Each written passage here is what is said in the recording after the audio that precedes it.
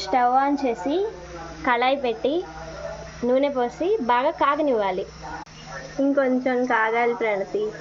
గోరింటాకు ఆషాఢ మాసం గోరింటాకు. ప్రణతి నూనె బాగా హీట్ అయింది. ఇగో చూడు, ఏంటి చింతపిక్కలు దాచిపెడుతుంటే ఎందుకు దాచిపెడుతున్నా అడిగావు కదా. ఇలా కాగిన నూనెలో ఇలా వేసేయాలి.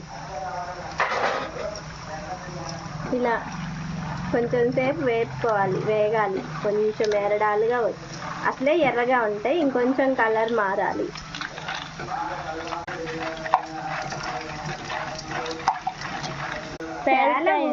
పేలవు మన సేఫ్టీకి ఇలా పెట్టుకోవాలి.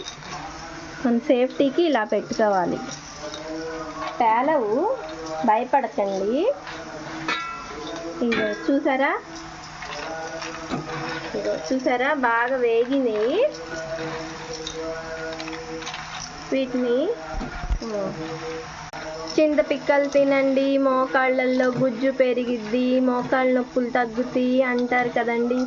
అందుకే నేను ఇలా చేసుకొని తింటున్నా. ఇవి బాగా వేగిన తర్వాత ఈ ప్లేట్లోకి తీసుకొని చల్లారనిచ్చి పై పొట్టు ఊరక నొక్కితే వచ్చేసిద్ది.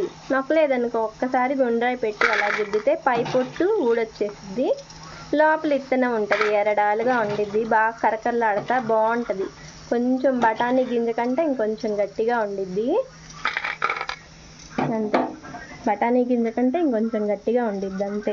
చాలా బాగుంటాయి, తింటున్నా కానీ చాలా రుచిగా ఉంటాయి. మళ్ళీ చూపిస్తానండి పొట్టు తీసి. అమ్మా ఇవి బాగా చల్లారాలా? అవునమ్మా, చల్లారితే అప్పుడు వాటిపై ఉన్నది వెంటనే ఊడొచ్చేసిద్ది. ఇంకా కొంచెం కాలుతుంది ఫ్రెండ్స్, చూద్దామండు. ఈ ట్రై చేస్తా పగలగొట్టి.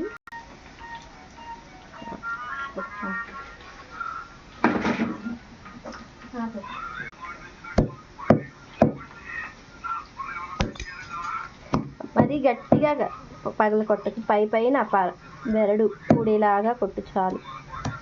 అదే ఊడొచ్చిద్ది. ఇదిగో ఇంక ఇలా తినడమే చాలా టేస్ట్గా ఉండిద్ది అండి. ట్రై చేయండి, ఎలా ఉన్నాయో నాకు కామెంట్ చేయండి. వేయించుకొని తిని కామెంట్ చేయండి. లైట్గా పగలండి చాలు.